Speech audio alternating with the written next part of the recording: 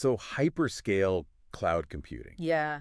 It's kind of hard to wrap your head around, right? Yeah, it is. It is. But it's like everywhere. Absolutely. It powers so much of what we do online. It does. So we're going to try to break it down. Right. What it is, Right. how it got here, Uh-huh. and what's happening now with these big players. The hyperscalers, yeah. Yeah. So, I mean, think about it this way. We used to have these traditional data centers, right? Yeah. Big, expensive, and a real pain to manage. Oh, yeah. I've heard stories. And then came the cloud. Like, everything changed. It was a game changer. Yeah. Companies like AWS came along and said, hey, why bother with all that hardware? Yeah. Just rent computing power from us as a service. Okay, that makes sense. And the demand just exploded. Everyone wanted a piece of the cloud. Exactly. And these cloud providers had to keep up. And that's where hyperscale comes in, right? That's right. They had to build these massive global data centers.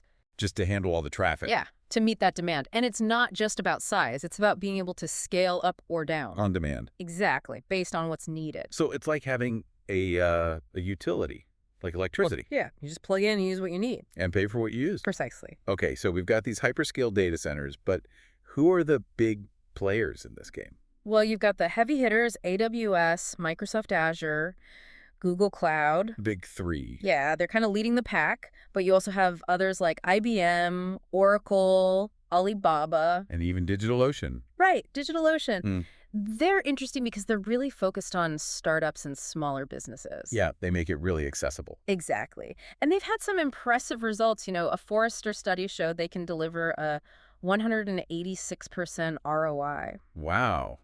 That's a lot. It is. So each provider is kind of trying to carve out their own space. They are. It's a competitive landscape. Okay, but what are they actually offering? I mean, what are the capabilities of these hyperscale platforms? All right, let's break it down. First, you've got compute power. The engine. Yes, the heart of it all.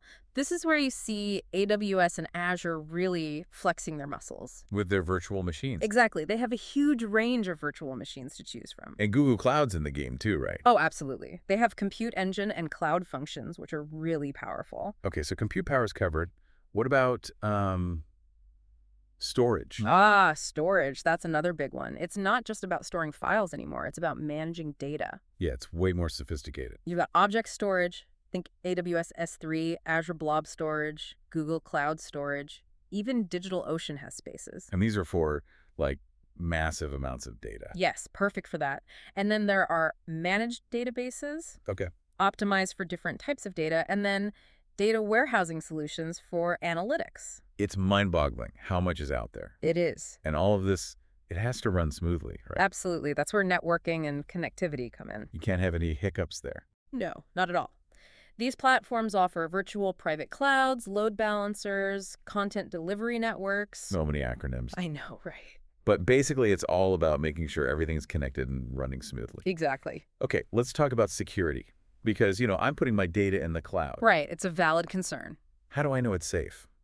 Well, these platforms take security very seriously. I hope so. They have robust security features, advanced identity, and access management. So they're keeping up with the bad guys. They have to. And they have all sorts of compliance certifications. To prove it. Yeah, like IBM Cloud, they're very focused on regulated industries like finance. Where security is paramount. Absolutely. Okay, now the big question, pricing. Yes. It's not just a simple price tag, is it? No, it can be pretty complex. I bet. You've got different pricing models. Like what? Subscription models, pay-as-you-go options. Okay. Even free tiers to get started. So you can try before you buy. Yeah, exactly. And each provider has their own ways to help manage costs. Right. Cost optimization strategies. Okay, so we've got these hyperscalers, all these features. How do I choose? That's the million-dollar question. It is. And it really comes down to aligning your needs with what they offer. What kind of work am I doing? Exactly. What kind of performance do you need? What about integrations? Right. And of course, budget. Always a factor. It is. So it's not just about picking the biggest, most popular platform. No. It's about finding the right tool for the job. Exactly. Okay, but why not just stick with my own data centers? That's a great question. Why go through all this when you could just build it yourself? Right, build in my basement. Well, think about the economics of scale. Okay. Building and maintaining a data center, that's a huge undertaking. I can imagine. It's a massive upfront investment, and then you have all the ongoing costs.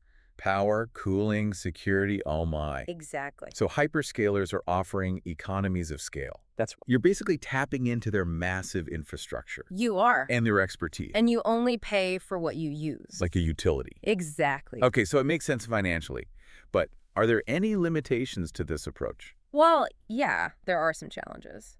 Managing these massive systems is no small feat. Right. Security is a constant battle. Always. And then you have data privacy and compliance, which can be a real headache. Different rules everywhere. It's a lot to juggle. Okay, so it's not a perfect solution. No.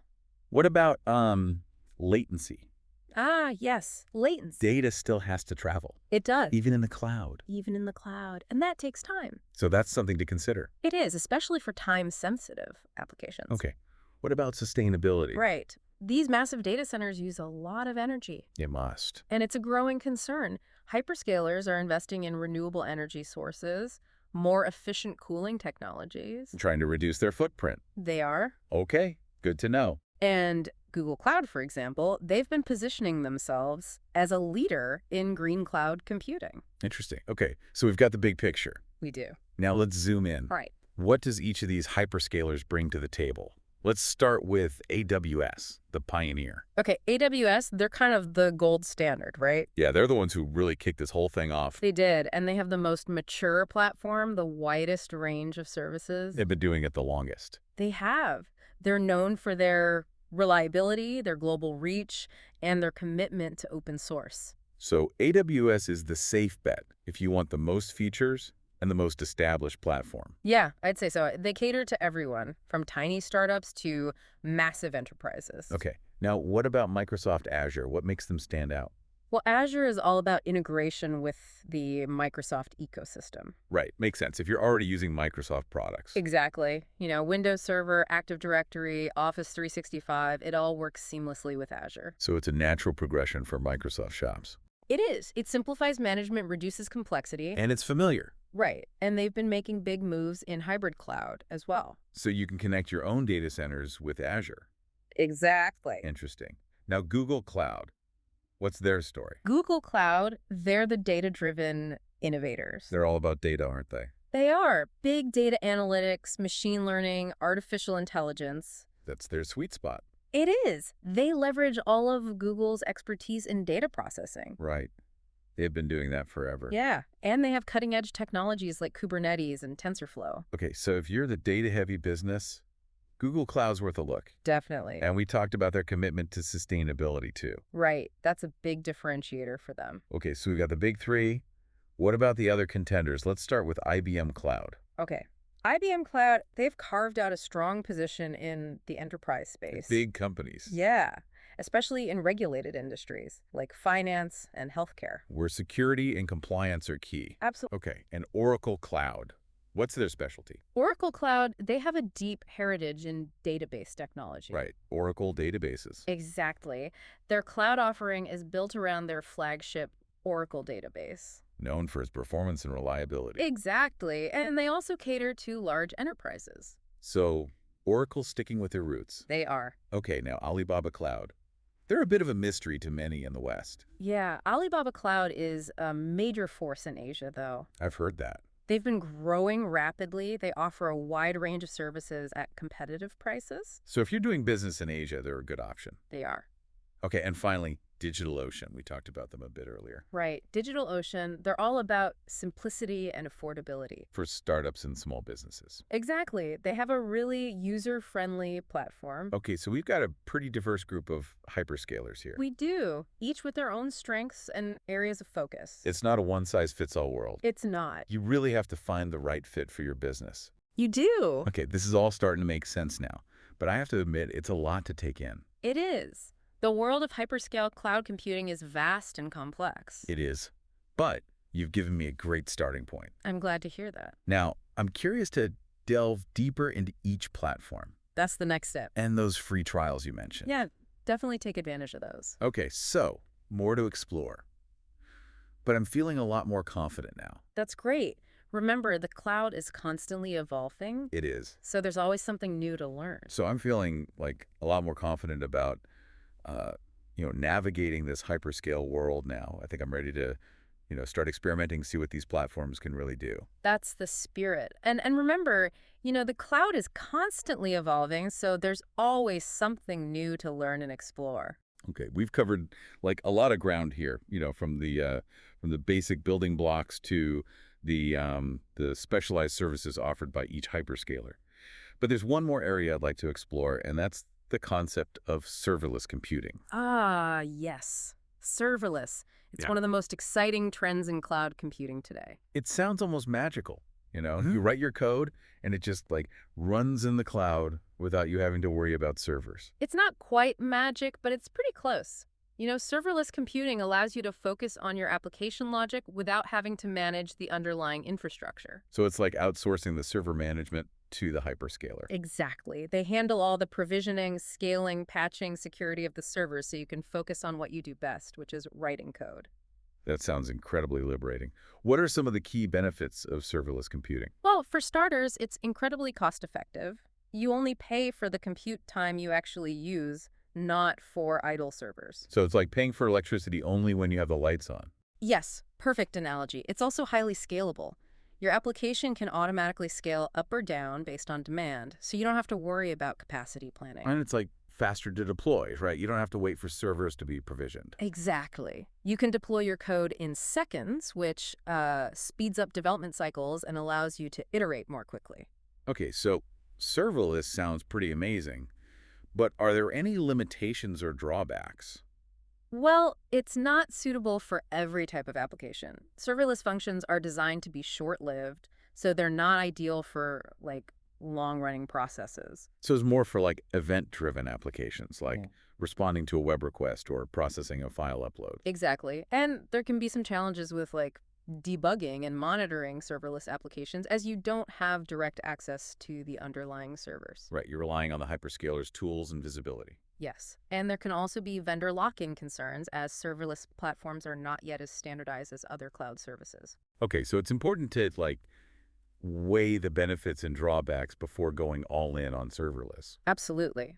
But for the right use cases, it can be a game changer. I'm curious to hear more about like how each hyperscaler approaches serverless computing. Let's start with AWS. What's their flagship serverless offering?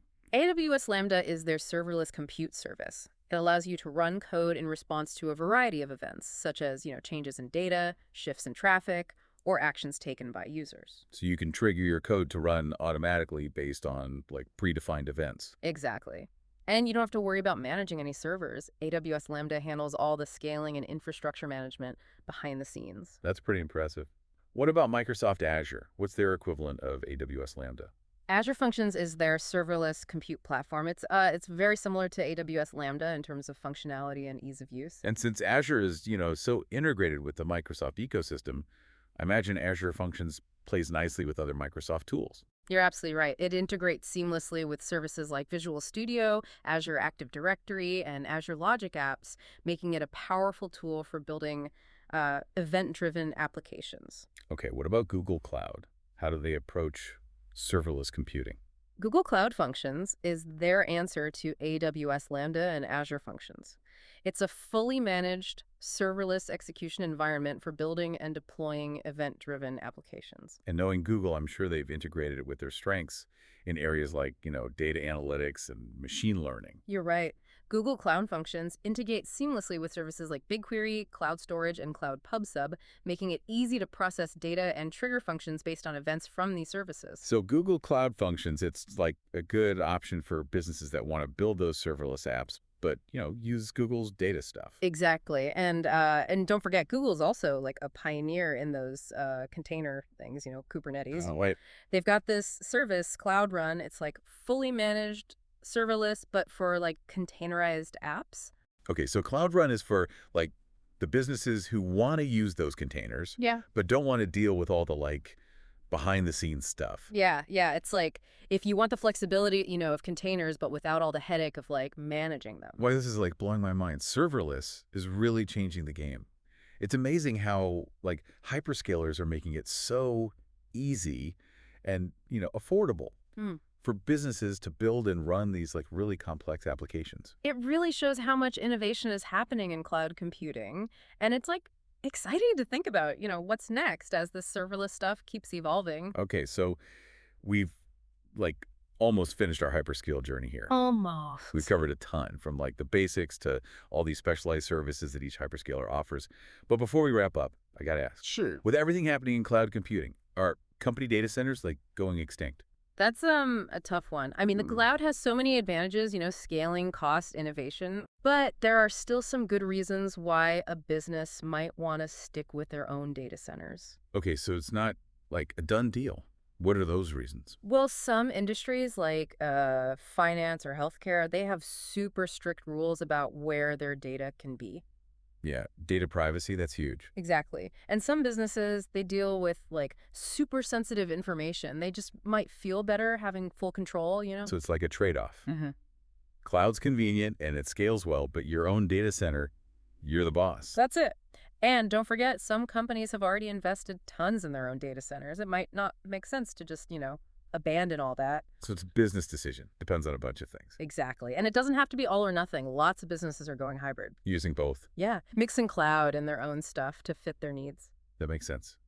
Okay, so we've really explored this hyperscale cloud computing world. It's been quite a journey. It has. We've talked about like how hyperscalers came to be, the different services they offer, what challenges they face, and what the future might hold for data centers. It was a lot to cover, but I hope you feel, a bit more prepared to navigate all this. It's exciting and it's always changing.